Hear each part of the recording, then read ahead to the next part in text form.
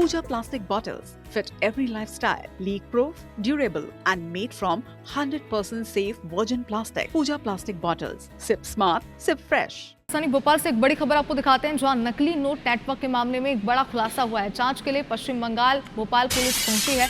आरोपी सैफुल को लेकर बंगाल पुलिस की टीम पहुंची हुई है। पूछताछ में सैफुल ने शरीफ उल इस्लाम का नाम बताया।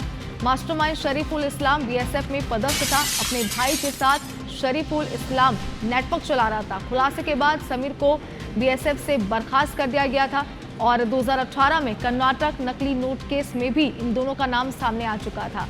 बांग्लादेश के रास्ते फर्जी करेंसी को कई राज्यों में फैलाने की आशंका भी है। शैलेंद्र हमारे सहयोगी हमारे साथ जुड़ गए हैं। शैलेंद्र, क्या कुछ खुलासे विस्तार से बताएं और क्या इनपुट्स मिले थे जिसके बाद ये सब जांच हुई? 1,40,000 की नकली करेंसी के साथ पकड़ा था और उसके बाद जब वो उसकी पुलिस रिमांड हुई तो उसने बताया था कि उसका एक साथी है जो उसके माध्यम से वह इस पूरे नेटवर्क को चलाता है। तो बंगाल में मध्य प्रदेश की टीम जो है शैलेंद्र, आपकी आवाज हमें स्पष्ट नहीं पहुंच पा रही, जरा फोन को अपने पास रख के समझाइए इस पूरे मामले को।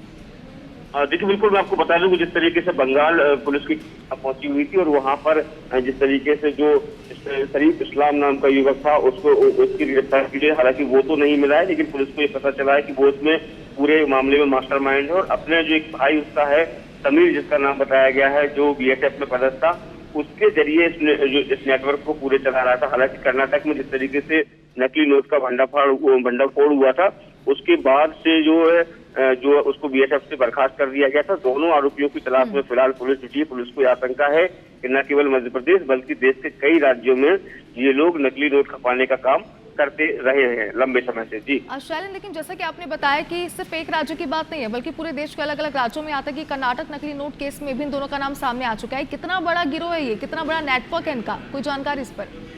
देखिए, बिल्कुल बड़ा नेटवर्क है। जिस तरीके से सैफुल जो मूलतः बंगाल का ही रहने वाला है, वीरभूमि जिले का रहने वाला है और कुछ दिन पहले ही वो राजधानी भोपाल में 5 से 6 महीने पहले आया था और यूक्रेन से पढ़ाई करके आया था। पढ़े लिखे युवा को जो है वो उस तरह के धंधे में वो डालते थे। तो इस तरीके से कहे कि हर स्टेट में उन्होंने अपना नेटवर्क खड़ा करने की कोशिश की थी और उसी क्रम में सैफुल जो है वो मध्य प्रदेश में नोट सप्लाई करने का काम उनका कर रहा था। तो कई राज्यों में अब जो है वो जांच का दायरा है वो बढ़ाया जाएगा। तो जिस तरीके से शरीफ इस्लाम और समीर का नाम सामने आया है तो कहीं ना कहीं ये दोनों बड़े सरगना इस नकली नोट के गिरोह के कहे जाते हैं। चलिए शैलेंद्र, तो एक बड़ा गिरोह तो उनका है ही, एक बड़ा नेटवर्क तो है, लेकिन कुछ युवाओं को भी कहीं ना कहीं अपने झांसे में लेते थे। लेकिन अब आगे क्या कुछ खुलासे होते हैं, अपडेट लेंगे। बहुत शुक्रिया पूरी जानकारी के लिए।